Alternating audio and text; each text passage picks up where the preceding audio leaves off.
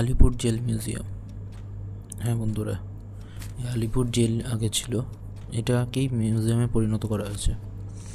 অনেক দিন ধরেই ভাবছিলাম যে জেল মিউজিয়ামে যাব, সময় হয়ে উঠছিল না, তাই আজকে গেছিলাম। তোমাদেরকে একটু ঘুরিয়ে দেখিয়ে দিই আলিপুর জেলে। এখানেই তো সমস্ত সংগ্রামীরা ছিল, স্বাধীনতা সংগ্রামীরা। যাই হলো বন্ধুরা, তাহলে তোমাদেরকে ঘুরিয়ে দেখাই আলিপুর জেল মিউজিয়াম। ফার্স্টেই বলে দিই, এখানে এন্ট্রি আছে। এখানে কোনো বাইরের খাবার নিয়ে যাওয়া, ভেতরে নিয়ে যাওয়া কোনো রকমভাবে অ্যালাউ না। আর দ্বিতীয়ত টিকিট ভাড়া হচ্ছে 30 টাকা করে। 12টার আগে টিকিট খোলে না, কাউন্টার খোলে না। যাই হোক, 12টা বাজার পরে আমরা কাউন্টারে চলে গেলাম। কাউন্টারে গিয়ে টিকিট নিলাম। টিকিট নেওয়ার পরে ভেতরে আস্তে আস্তে এন্ট্রি করলাম। এন্ট্রি করার পরে সুন্দর দৃশ্য দেখে খুব ভালো লাগলো। আর একটা জিনিসও জানিয়ে রাখি, টিকিট কাউন্টার থেকে যখন টিকিট নেবে ওখানে দেখবে যে 100 টাকা করেও টিকিট মূল্য আছে, 30 টাকারও টিকিট মূল্য আছে। 30 টাকার টিকিট মূল্য যেটা আছে সেটা হচ্ছে নর্মাল, কোনো লাইট অ্যান্ড সাউন্ড শো দেখা যাবে না। লাইট অ্যান্ড সাউন্ড শো দেখার জন্য আলাদা করে 100 টাকা করে। তা আমি শুধুমাত্র 30 টাকারই টিকিট কেটেছিলাম, ইন্ডিভিজুয়াল, শুধুমাত্র যাওয়ার জন্য, দেখার জন্য। তো তোমাদেরকেও একটু শেয়ার করি কোথায় কী আছে না আছে। ফার্স্টে হাঁটতে হাঁটতে আমি দেখতে পেলাম একটা শৌচালয় রয়েছে। ভেবেছিলাম এটা বোধহয় যারা স্বাধীনতা সংগ্রামীরা ছিল তাদের টয়লেট, কিন্তু দেখলাম যে না, এটা স্টাফদের টয়লেট। সেটা বড় কথা নয়, বড় কথাটা হচ্ছে প্রচণ্ড সাজানো গোছানো এমনভাবে রয়েছে যে কোনটা স্টাফদের টয়লেট কোনটা স্বাধীনতা সংগ্রামীদের টয়লেট সেটাই বুঝতে পারছিলাম না। তারপরে দেখলাম চারিদিকে জেল, কারাগার রয়েছে। কারাগারগুলো খুব পরিষ্কার পরিচ্ছন্নভাবে রয়েছে, সেটা দেখলাম। সকাল সকালে এখানে পরিষ্কার পরিচ্ছন্ন করা চলছে, স্বচ্ছ ভারত অভিযান। ফার্স্টেই যেটা দেখাবো সেটা হচ্ছে ফাঁসির মঞ্চ, যেখানে জোড়া ফাঁসি দেওয়া হয়েছিল স্বাধীনতা সংগ্রামীদের মধ্যে। তারপরে এখানে তো সেই ধনঞ্জয়, যেটা শুনেছিল হিতাল পারেখের রেপ কেস, তারও ফাঁসি এখানেই দেওয়া হয়েছিল। আমি ফার্স্টেই চলে যাব ফাঁসির মঞ্চ দেখতে।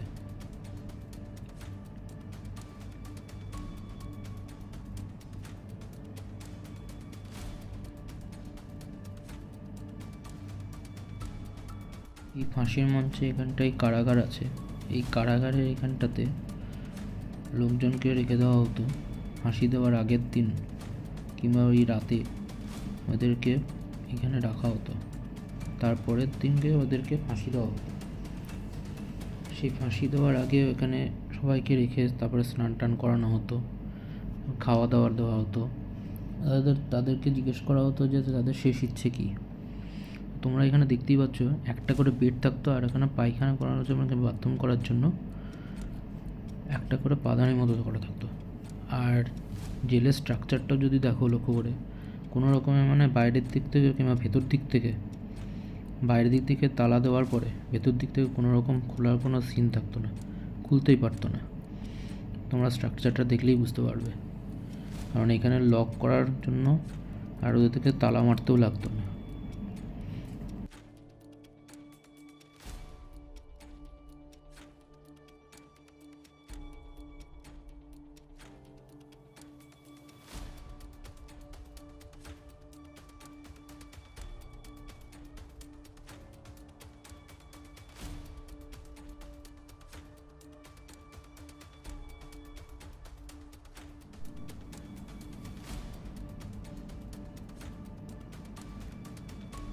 তারপরে এখানে একটা পোস্টমর্টম খানাও রয়েছে।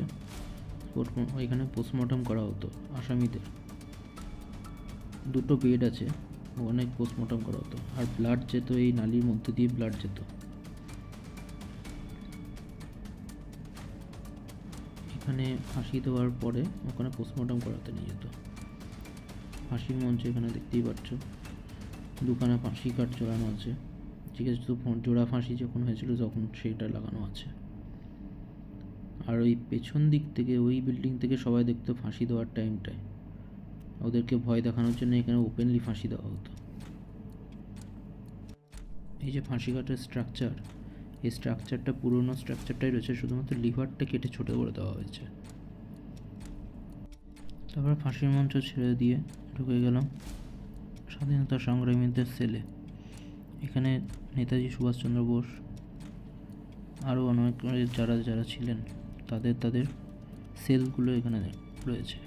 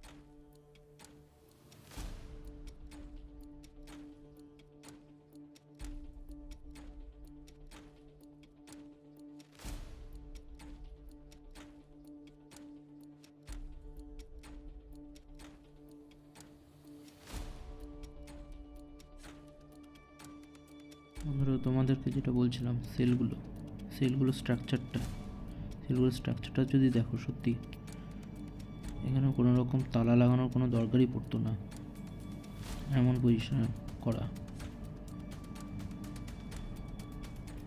সিঁড়ি দিয়ে তারপরে উঠে গেলাম। এই ওপরেই ছিল হচ্ছে নেতাজি সুভাষচন্দ্র বোসের কারাগার, সেল, যেখানে নেতাজি সুভাষচন্দ্র বোসকে রাখা হয়েছিল।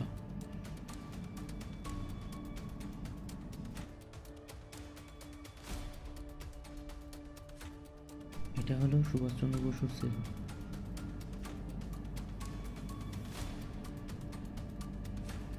এখানে সুভাষচন্দ্র বসুকে রাখা হয়েছিল। এর পরের সেলটা হচ্ছে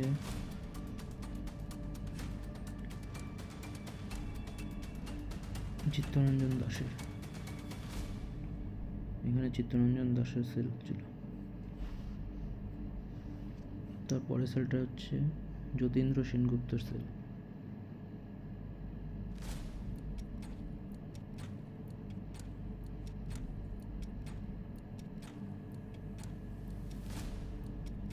যতীন্দ্রমোহন সেনগুপ্তর সেল এটা। তারপরে দেখলাম দুজন আসামি বাইরে বসে রয়েছে, জোকস অ্যাপার্ট। একটুখানি মজা করতে ইচ্ছে হলো, এতক্ষণ তো যাই হোক, এইরকম জায়গাতে মজা না করাটাই ভালো। তারপরে বন্ধুরা চলে গেলাম নেহেরু সেলে। নেহেরু সেলটা একটু বড়ই ছিল।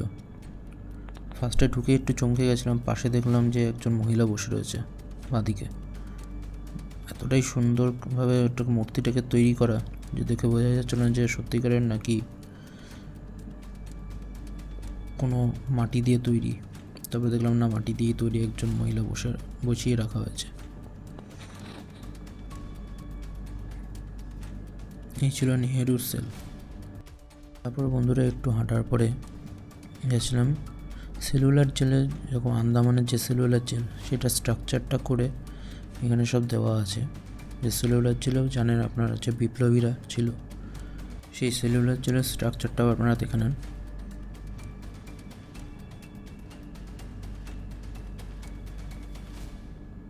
যেটাকে কালাপানি জেলও বলা হয়।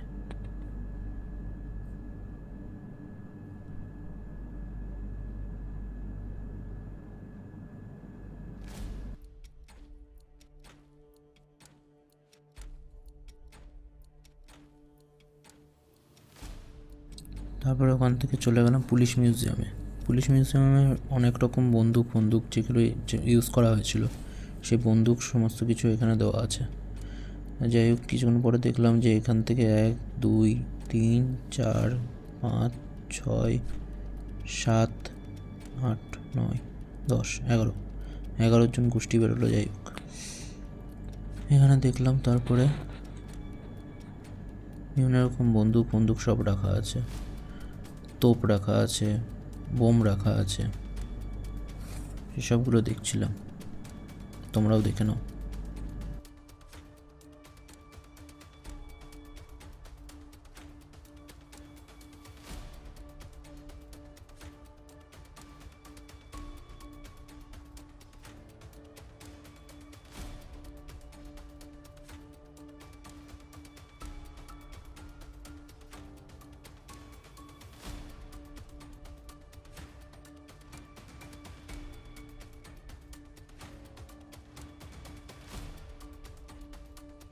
এখানে বিভিন্ন টাইপের বন্দুকগুলো আছে রাখা, তোমরা দেখতেই পাচ্ছ। বিভিন্ন ডিজাইনের বন্দুক, যেগুলো স্বাধীনতা সংগ্রামীরা ইউজ করেছিল ইংরেজদের বিরুদ্ধে যুদ্ধের টাইমে।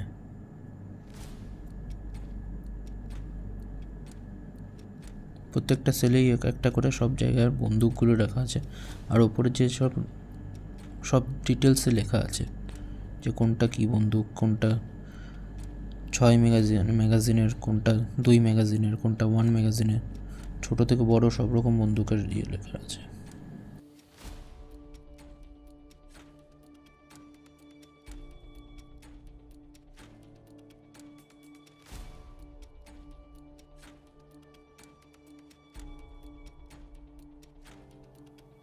তারপর বন্ধুরা আমি গেছিলাম বন্দিরা কিভাবে থাকতো। তোমাদের এখানটায় শুধু অরিজিনাল মিউজিকটুকুই আমি শোনাবো, যে বন্দিরা কীভাবে থাকতো, তাদের কথোপকথন কী হতো না হতো, সমস্ত ডিটেলস তোমরা শুনতে পারবে।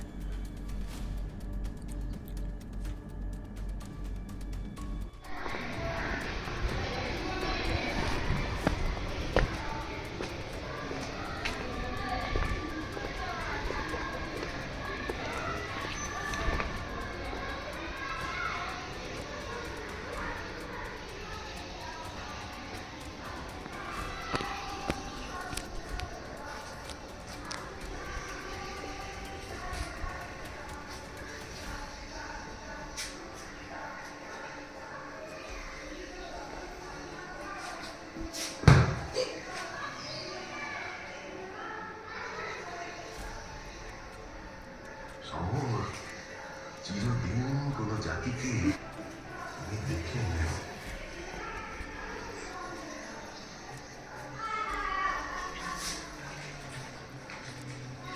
গান করছে।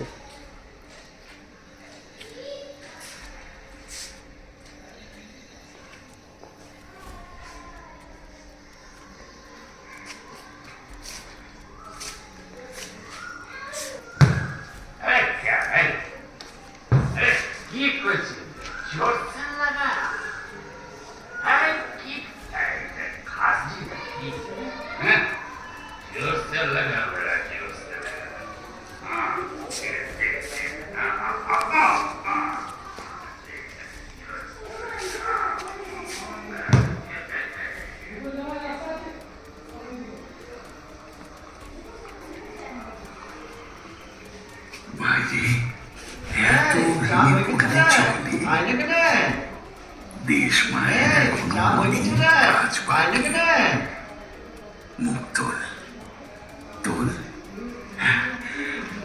চমচ আমাদের যে পারতেই হবে।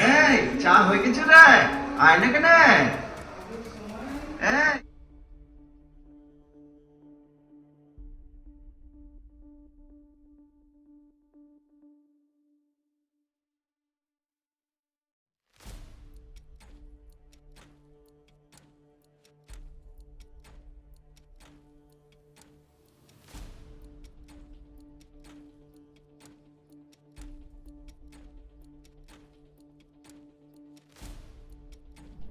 যাই হোক বন্ধুরা, এই ছিল আমার আলিপুর জেল মিউজিয়ামের সফর। তোমরা অবশ্যই এখানে এসো, আর অবশ্যই চ্যানেলটিকে সাবস্ক্রাইব করে দিও, লাইক, শেয়ার অ্যান্ড কমেন্ট করে দিও। বাই বন্ধুরা, থ্যাংক ইউ।